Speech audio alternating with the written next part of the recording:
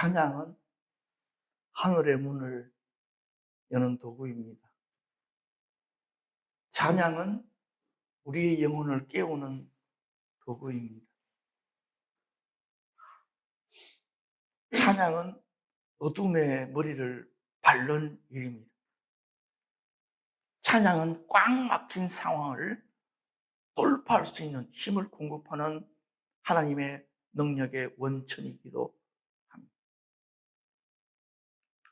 여러분들이 이 예배 시간뿐만 아니라 매일의 삶 속에서 찬양을 함으로 여러분 삶에 놀라운 일들이 계속해서 전가되어지기를 주님의 이름으로 축복합니다. 자, 오늘 우리들이 함께 봐야 될 말씀은요, 창세기 3장입니다.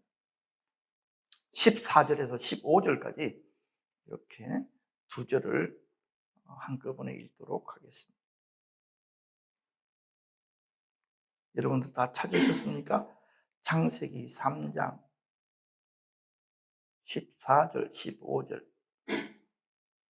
다 같이 읽겠습니다. 여호와 하나님이 뱀에게 이르시되 내가 이렇게 하였으니 내가 모든 가축과 들의 모든 짐승보다 더욱 저주를 받아 배로 다니고 살아있는 동안 흙을 먹을지니라. 내가 너로 여자와 원수가 되게 하고 내 후손도 여자의 후손과 원수가 되게 하리니 여자의 후손은 내 머리를 상하게 할 것이요 너는 그의 발꿈치를 상하게 할 것이니라 하시고. 아멘. 사모님 뒤에 노트북 좀 갖다 주세요. 빼서 갖다 주면 돼요.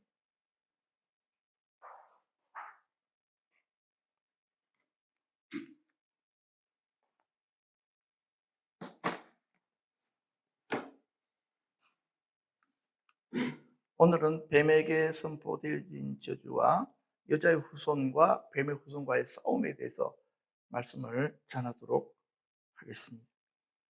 하나님은 아담의 범죄에 대해서 뱀에게 먼저 그 모든 책임의 원인을 질문하십니다. 그것은 아담의 범죄가 무엇으로부터 시작되어졌다는 것을 아시기 때문입니까? 뱀으로부터 시작되어졌다는 사실을 아시기 때문에 그렇습니다. 주범은 뱀이고요, 공범은 아담과 하와입니다. 그런데 말입니다, 하나님께서 지금 에덴 동산에 일어난 한 사건을 심리하실 때에 주범부터 막 다루잖아요.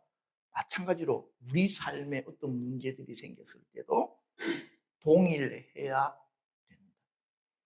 누가 잘못하고 누가 사고를 치고 어떤 상황 때문에 그랬고 이런 것들을 다루는 것이 아니라 지금 어떤 영적인 영향력을 받았기 때문에 지금 이런 문제들이 일어났는가, 이런 관점에서 그 문제들을 접근해 나가야 된다 하는 것입니다. 우리를 노략질하는 영적 세력에 대한 이해를 우리들은 선명하게 해야 됩니다. 이것을 이해하게 될 때에 우연이라는 것은 없다는 것을 알게 됩니다. 그리고 그전에는 이해하지 못했던 많은 것들을 이해하게 됩니다. 그랬구나. 내가 그 녀석들에게, 그쵸? 붙들려서 그랬구나. 내가 그들에게 조종을 당했구나. 그들에게 영향력을 입었구나. 그래서 똑같은 짓거리들을 나는 하지 않아야 된다라고 그렇게 생각했음에도 불구하고 반복적으로 할 수밖에는 없었구나. 그건 내가 열심히 하지 못했어가 아니고 나의 열정이 부족해서가 아니고 근본적으로 나를 넘어뜨리는 세력들이 있다 하는 것들에 대해서 여러분들이 자각하시기를 바랍니다.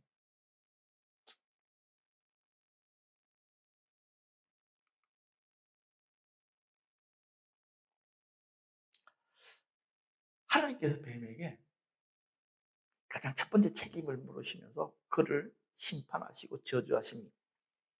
그런데 그에게 두 가지에 대해서 저주를 하시는데, 첫 번째는요, 배로 기어 다닌다 그렇게 했습니다. 저번에도 한번 그림을 여러분들이 본 적이 있지만 에덴 동산에 뱀이 뭐를 가지고 있었습니까? 발을 가지고 있었다 그렇게 했습니다. 그렇다고 한다면 배로 기어다니게 되어졌다는 의미는 무엇일까요? 힘들게 살아간다, 고생한다는 의미도 있겠지만 그것보다는 더 무서운 저주가 깔려져 있음을 여러분들은 이해하셔야 됩니다. 레위기 11장에 보면요, 부정한 짐승들을 계속해서 기록하십니다. 부정한 짐승들의 특징이 있는데요, 그것은 흙과 몸을 마주한다는 것입니다. 네 발을 가진 짐승들 중에 부정한 짐승은 어떤 것들이 있습니까? 굽이 없는 모든 짐승이 부정합니다. 개도 그렇고요, 호랑이도 그렇고요, 사자도 그렇고요. 그들이 부정한 것은 뭐가 없기 때문에? 굽이 없기 때문에 그렇습니다. 세상과의 뭘 해야 됩니까? 예, 구별.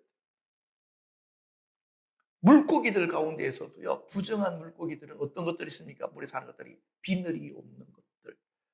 물에 그냥 그대로 접촉되어진 그 자체가 부정하다는 것입니다. 자, 그런데 한번 보십시오. 이런 것들은 너희를 부정하게 하나니, 그렇게 했습니다. 하나님께서 부정하다고 말하는 그 짐승을 만지거나 먹는 것 자체가 우리 자신을 부정하게 만든다는 거예요. 그렇다고 한다면요, 부정한 짐승 중에 가장 부정한 놈이 누구냐니까 온몸으로 땅을 기어다니는 뱀이 가장 부정한 것입니다. 뱀은 영적인 존재이지만, 사단은 영적인 존재이지만 그럼에도 불구하고 자신의 부정에서 벗어날 수 있다 없다? 절대로 벗어날 수가 없다. 뱀이 무엇 하는 것처럼 땅을 기어다니면서 자기를 부정하게 하는 것처럼. 놀라운 것은요, 하나님께서 부정한 짐승을 만지고 먹는 그 사람도 뭐하고요? 부정하다 그랬잖아요. 부정한 뱀과 관계를 맺는 모든 사람들은 부정하다. 그래서 무당들을 뭐라고 합니까? 쳐 죽이라. 왜? 부정하기 때문에. 신접한 것들을 쳐 죽이라. 왜? 부정하기 때문에. 무당들이 아무리 깨끗한 옷을 입고 아무리 착하게 살아도 하나님의 눈에는 부정한 짐승에 지나지 않습니다. 그래서 우리들은요, 우상 숭배와 관련된 물건들도 우리 집에 거하면 안 돼요. 영적 오염이라고 하는 부분들이거든요. 저는 어떤 분들이 외국 여행을 이렇게 가가지고 절에 쑥쑥 들어가가지고 구경도 하고 뭐도 만지고 막 그러더라고. 옆에서 막 뭐 예불 드리는 거 구경하면서 막 향냄새 맡아가면서 거기다 또 기념품까지 사가지고 오네. 스스로를 더럽히는 일이다. 알면 절대로 안 그래. 어떤 목사님들이 또 그렇게 간다고 그러더라고. 그런데 그랬지. 엄청 용감하거나 완창 무지하거나 둘 중에 하나다. 문화재 관람하러 간대. 그래서 저는 속으로 그렇습니다. 차라리 똥통 속으로 기어들어가래.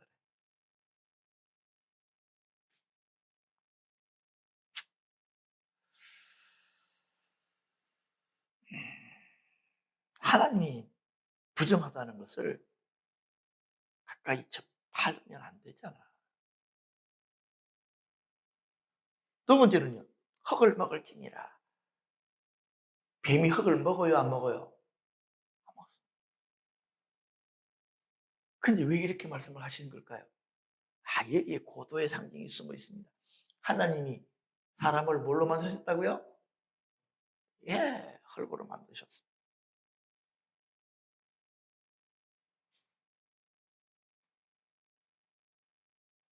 로버트 하일러드 박사가 너 자신을 자유케 하라는 책 속에 이렇게 보니까 귀신을 내어 쫓는 두 가지 방법을 설명을 했습니다. 우리가 아는 기본적인 축사 방식은 능력으로 그냥 내쫓는 거예요. 그렇죠? 나사렛 예수 이름으로 명하니 악하고 더러운 귀신아 떠나갈지어다 하고 아주 멋있게 딱 폼 잡고 내보내는 거죠. 근데 이 로버트 하이들러 박사는요, 축사를 한참 하니까 그렇게 축사해본들 다시 들어가더라는 거예요. 왜? 나가서 애들이 별 볼 일 없으니까 다시 들어가. 그래서 축사가 문제가 아니고 더 큰 것이 있다는 것을 알았어요. 그것이 뭐냐니까 조금씩 조금씩 밀어내야 된다는 거예요. 하나님의 말씀과 찬양과 기도로 날마다 날마다 거룩하여 져 가면 어둠들이 뭐할 자리를 못 얻어, 예, 우리 안에 거할 수 있는 자리를 얻지 못해서 그런 식으로 밀어내 버린다는 거예요. 나를 주님으로 가득 채워나가는 작업, 그것이 가장 좋은 축사이다, 이렇게 말했습니다. 여러분 어떻게 생각하십니까? 맞습니다. 두 번째 방법이 뭐냐니까요, 굶겨 죽이는 겁니다. 하이들러 박사가 보니까 이 마귀 새끼, 이 귀신들이 뭘 먹느냐니까 우리의 부정적인 감정을 자기들의 에너지로 삼더라는 거예요. 특히 분냄, 혈기, 이것을 그들의 밥으로 삼는 거예요. 두 번째, 우울, 두려움, 공포, 이런 부정적인 감정을 걔들은 밥 먹듯이 먹는 거예요.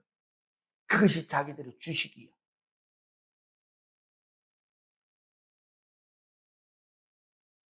그래서 이것들을 굶기려고 하면 어떻게 되겠습니까? 항상 기뻐하라, 범사에 감사하라, 쉬지 말고 기도하라. 아멘? 네. 그렇게 함으로 말미암아 찬양과 기도와 말씀을 묵상함으로, 하나님을 즐거워함으로, 내 삶 가운데 어려움이 있지만 내 삶 가운데 하나님께 행하실 선하고 좋으신 일들을 믿음으로 선포함으로 계속 그렇게 살면 속에 있는 귀신들이 너 언제 화내? 언제 밥 줄래? 네가 제발 좀 우울해졌으면 좋겠어. 그래서 계속해서 즐거워하면 더 이상 이 집에서는 먹을 것이 나오지 않는구나. 그렇게 하고 보따리 사서 나가더라. 그래서 여러분들은 두 가지 방식으로 축사를 배우시길 바랍니다. 한 가지는 내가 주님으로 가득 채워져서 어둠을 쫓아내는 방법. 또 한 가지는 뭐라고요? 그놈들을 굶겨 죽여버리는 거예요. 밥을 주지 않는 거예요. 요한복음 10장 10절에 도적이 오는 것은 도적질하고 죽이고 멸망시키는 것뿐이요, 우리의 생명의 기운을 먹으러 들어오는 놈들. 그래서 사람의 몸에 들어오려고 하는 거예요. 아, 그렇구나. 그놈들이 우리를 자기 집 삼고 우리에 있는 생명의 기운을 빨아먹으려고 이것들이 온 것이구나 하는 사실들을 여러분들이 잘 이해하시면 좋겠습니다. 자, 그런데 오늘 핵심은요, 뱀에게 내려진 징벌에 대한 말씀을 나누는 것도 좋지만 핵심의 말씀은 뱀과 여자의 후손들의 싸움에 대해서 조금 더 깊이 볼 수 있도록 하겠습니다. 참 재미있는 것은요, 내가 너로 여자와 뭐가 되게 하고 원수가 되게 하고, 이 말을 보다가 내가 깜짝 놀랐어요. 왠지 아십니까? 이 사건, 이 형벌이 있기 바로 직전까지 뱀과 여자는 어떤 관계였어요? 동업하는 관계지. 그전에 친했다니까, 이것들이. 여자하고 뱀이 친했으니까, 자기들끼리 친하니까 함께 일을 저지른 거야. 물론 뱀은 주범이고 하와는 공범이지만 지들이 마음이 통했으니까, 친해졌으니까 한 거야. 이 사건 이후로 어떻게 되어집니까? 니들 둘이는 서로를 향해서 어떻게 될 거라고? 이를 갈고 싸우는 관계가 될 것이다, 이렇게 한 것입니다. 여러분들이 영화를 보잖아요. 특히 깽단 영화. 은행을 털었어, 얘들이. 처음에는 마음을 같이 해가지고 은행을 털잖아. 그럼 그 후에 어떤 일이 벌어집니까? 해피엔딩으로 끝냅니까? 새드 엔딩으로 끝납니까? 대부분요, 새드 엔딩으로 끝납니다. 왜? 털었는데 가만히 생각하니까 얘 죽고 나면 여기 다 내 거잖아. 그러니까 지들끼리 서로 죽이고 죽여가지고 결국에는 다 죽어. 그죠? 그래서 끝나더라니까.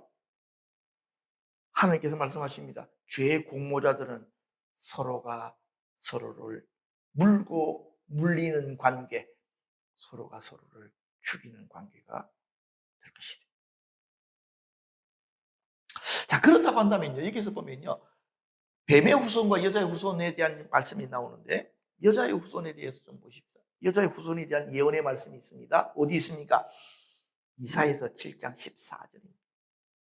물론 창세기 3장 15절에 여자의 후손과 뱀의 후손의 싸움에 대해서 이야기는 나오지만, 여자의 후손이 누구신지에 대한 정확한 예언적 말씀이 이사야서 7장 14절에 나오죠. 그러므로 주께서 친히 징조를 너에게 주실 것이라. 보라, 처녀가 잉태하여 아들을 낳을 것이다. 그리고 이것이 성취가 되죠. 어디에서요? 마태복음 1장 23절에 성취가 됩니다. 여자의 후손이라는 말은요, 그 말 속에 뭐가 있습니까? 여자의 후손의 반대말은 무엇입니까? 어떤 분들은 이러면 뱀의 후손. 맞습니다. 근데 제가 질문하는 여자의 후손의 반대말은요, 남자의 후손이에요. 예수님 빼고는요, 전부 다 남자의 후손입니다. 맞죠? 그렇죠? 아버지가 있다는 거예요. 근데 예수님만 아버지가 이 땅에 없어. 그 아버지는 하늘에 계셔. 예수님만 성령으로 잉태가 되셨어. 그래서 여자의 후손이라고 부르는 것입니다. 그것은 아담의 죄가 어떻게 되어지지 않다? 주님께 연결되어져 있지 않다. 아담의 죄의 영향력을 입지 않으시고 출생하신 분이다. 그런 뜻입니다. 그것이 바로 여자의 후손입니다.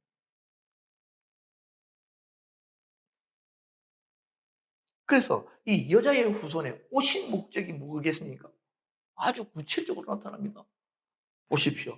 마귀를 멸하시기 위해서 오셨다라고 히브리서 2장 14절과 요한일서 3장 8절에 아주 옷을 박아놨습니다.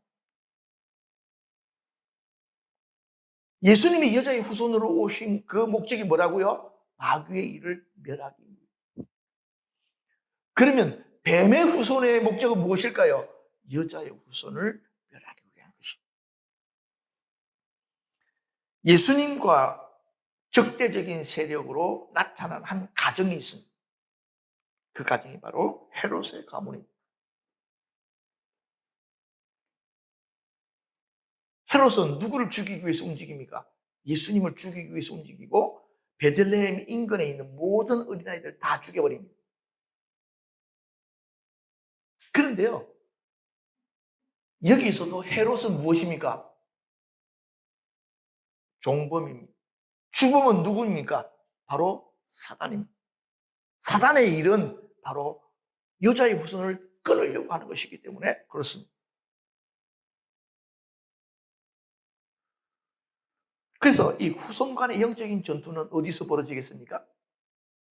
어디서요? 십자가에서 벌어지게 돼요. 창세기 3장 15절의 성취입니다. 자, 요한복음 12장 31절 32절을 다 같이 한번 읽어보십시오. 시작. 이제 이 세상에 대한 심판이 이르렀으니 이 세상의 임금이 쫓겨나리라. 내가 땅에서 들리면 모든 사람을 내게로 이끌겠노라 하시니. 자, 이 세상의 임금, 이 사단이잖아요. 그렇죠? 이 사단이 언제 쫓겨납니까? 예수님께서 땅에서 들리면, 십자가를 지시면. 십자가 사건이 어둠과 사단과 예수님과의 싸움에 대한 말씀이다 그랬더니 어떤 놈이 그러는 거야. 성경에 어디에 있습니까? 그러는 거야. 아, 집단에는 아무리 성경 봐도 그런 내용이 없다는 거야. 추측한 거 아닙니까? 그런 놈들에게 써먹으라고 하나님께서 아예 한 구절만 있는 것이 아니고요. 요 구절은 여러분 잘 아시죠? 골로새서 2장에 보니까 우리를 거스르고 불합리하게 하는 법조문으로 쓴 정서를 지우시고 지하여 버리사 어디에 박으시고 십자가에 못 박으시고 통치자들과 권세들 무력화하여 드러내어 구경거리로 삼으시고 십자가로 그들을 이기셨느니라. 아멘이죠. 그렇죠? 십자가 사건이 누구와 누구의 싸움이라고요? 바로 뱀의 후손, 하늘의 영적인 세력을 다 붙들고 있었던 바로 그 사단이와 예수님과의 전격전이 벌어졌습니다. 사단이가 그 뱀이 예수님의 발 뒤꿈치를 물어버렸어요.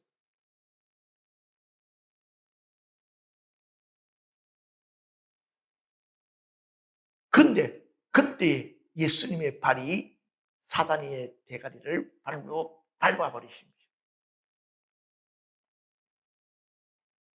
그런데 이 싸움은 시작이 지나지 않습니다. 여자의 후손과 뱀의 후손의 싸움은 이후로 계속적으로 벌어지게 됩니다. 그리고 마지막에 결정적인 싸움이 있게 되는데 거기에 대한 기록이 어디에 나와 있겠습니까? 요한계시록에 나와 있더라. 요한계시록 12장에 보니까요, 한 붉은 용, 해산하는 여자, 이 해산하는 여자는 누구를 뜻하겠습니까? 교회. 그럼 붉은 용은 무엇을 뜻하겠습니까? 국가 권력. 누구한테 조정받는, 사단에게 조정받는 국가 권력자입니다. 거기에 대한 모델이 무엇이냐? 열불, 일곱 머리 열불에 대한 이야기들이 저번에 제가 다니엘서를 설명할 때 설명했습니다. 무슨 이야기라고 그랬습니까? 열불은 로마의 열 왕들이, 어떤 왕들? 기독교를 지독하게 핍박했던 10명의 왕들을 이야기하는 것이고, 일곱 머리는 무엇입니까? 일곱 머리는요, 바벨론으로부터 시작해서 로마까지 이르는 역사적인 정통성을 가진 바로 그 왕들이라고 말씀을 드렸습니다. 마지막 때는 그 모습으로 나타나는 것은요, 그 모든 권세, 그 모든 힘을 한꺼번에 다 가지고 있는, 원래는 뱀이 무엇까지 얻은 용이 되어져서 날개를 가진 그런 권세로 누구를 핍박한다? 이 땅에 있는 교회를 핍박한다. 여러분들은 지금 예를 들어가지고요, 마지막 날에 사단이가 교회들을 핍박하잖아요. 어떤 정도의 핍박일 것 같아요? 제가 말씀을 묵상하다가 분명히 알았어요. 헤롯이 예수님 죽이려고 그 지역에 있는 모든 어린아이를 다 죽이는 것과 같은 핍박. 이 지구상에 전반적으로 그런 일들이 나타나는 거예요. 하나님께서 보호하여 주시지 않으면 예수님들 다 죽을 수밖에 없는 바로 그러한 일들이 벌어지게 됩니다. 그래서 교회들은 깨어서 기도해야 됩니다. 그래서 이 땅에 있는 교회들은 영적으로 무장함을 받아야 됩니다. 축복 이렇게 말할 때가 아니에요. 하나님께서 교회에게 주시는 영적인 권세를 회복하고 영적으로 무장되어지고 그것들과 싸워 이겨나갈 수 있는 준비들을 해야 됩니다. 그래서 제가 우리 주일학교 아이들과 학생의 아이들에게 예수님이 하시는 일들 너희도 하라라고 그렇게 말하고 그것을 가르치라고 한 것입니다. 어떻게 생각하면 저런 것도 어른들이 배워야 될 거 아닙니까? 그러면 어린아이들은 어떡하라고? 그날이 불시에 오면 어렸을 때부터 무장되어져 있는 사역이 무엇인지를 알아야 됩니다. 어려서부터 복음 전하고 어려서부터 병 고치는 사역하고 어려서부터 축사 사역하고 어려서부터 선지자적인 노력하고 어려서부터 주님의 제자로서의 모든 것들을 완비하고 준비해야 된다. 그렇게 말씀을 드리려고 합니다.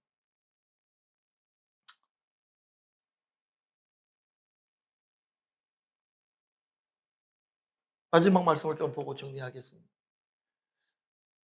여기는 아까 말씀드렸죠. 큰 용이 내어 쫓기니 옛뱀 곧 마귀라. 여자는 교회, 영은 국가 권력을 얻은 적 그리스도입니다. 자, 마지막 부분입니다. 다 같이 한번 읽어보십시다. 자, 시작. 우리의 실험은 혈과 육을 상대하는 것이 아니요 통치자들과 권세들과 이 어둠의 세상 주관자들과 하늘에 있는 악의 영들을 상대하는, 그러므로 하나님의 전신갑주를 취하라. 이는 악한 날에 너희가 능히 대적하고 모든 일을 행하는 후에 서기 위함이라. 아멘. 영적으로 무장함 되어 있으면 하나 누구도 감당할 수 없다. 영적 무장되어 있지 않으면 아니 난 도망가지. 마귀는 예수쟁이 냄새 너무나도 잘 안다. 따라온다. 찾아온다. 숨을 수가 없다. 피할 데가 없다. 그렇지만요, 주님께서 주신 약속 마지막으로 읽고 맞춰볼까요? 자, 시작. 평강의 하나님께서 속히 사단을 너희 발 아래서 상하게 하시리라. 우리 주 예수의 은혜가 너희에게 있을지어다. 사랑하는 중 여러분, 우리의 발 아래 마귀 새끼들이 밟히게 될 거랍니다. 어떻게 되어지면 우리가 하나님의 전신갑주로 무장되어지면. 그래서 저는 끝으로 이런 생각이 들더라고요. 이 말씀을 가만히 보는데 어떤 생각이 드냐면 뱀과 독수리와의 싸움. 창공에서 독수리가 쫙 날다가 숯불 사이에 지나는 뱀을 보고 쫙 낚아채잖아요. 그런데 이 비암이라는 놈이 자기가 잡히자마자 목을 확 돌려가지고 독수리의 발을 확 물어버립니다. 어떤 일이 벌어질까요? 아무런 일이 벌어지지 않습니다. 왜? 독수리의 발에는요, 혈관이 없어가지고 뱀의 독이 아무런 영향력을 미치지 못하는 거예요. 사랑하는 가족 여러분, 여러분들이 우리가 영적인 독수리로 부르심을 받았습니다. 하나님의 성령의 바람을 타고 여러분들이 밤마다 날아오르시기를 주님의 이름으로 축복합니다. 여러분들의 영적인 눈들이 열려지기를 주님의 이름으로 축복합니다. 뱀의 일들을 여러분들이 보셔야 됩니다. 어둠은요, 자기들을 보는 사람들을 제일 싫어해요. 제일 꺼려합니다. 여러분들은 뱀의 일들을 감지하는 자들이 되기를 바라고, 그들의 움직임들을 파악하는 자들이 되기를 바라고, 그들을 향하여 강한 기도의 선포로 그들을 쫓아내고 깨트리는 자들이 되시기를 바랍니다. 그렇게 될 때 뱀으로부터 여러분들의 가정들이 지켜지게 되고 또한 괴가 지켜지게 되는 것입니다. 오늘 말씀을 통해서 여러분들은 우리는 누구에게 속해 있습니까? 우리는요, 여자의 후손이신 예수님의 새끼들입니다. 그래서 그렇게 우리가 미움받는 것입니다. 별로 미움 안 받던데? 조금만 더 시간이 지나면 예수쟁이라는 것만으로도 미움받는 시대가 더 가까이 다가오게 될 것입니다. 영적으로 무장되시기를 주님의 이름으로 축복합니다. 잠시 기도하겠습니다.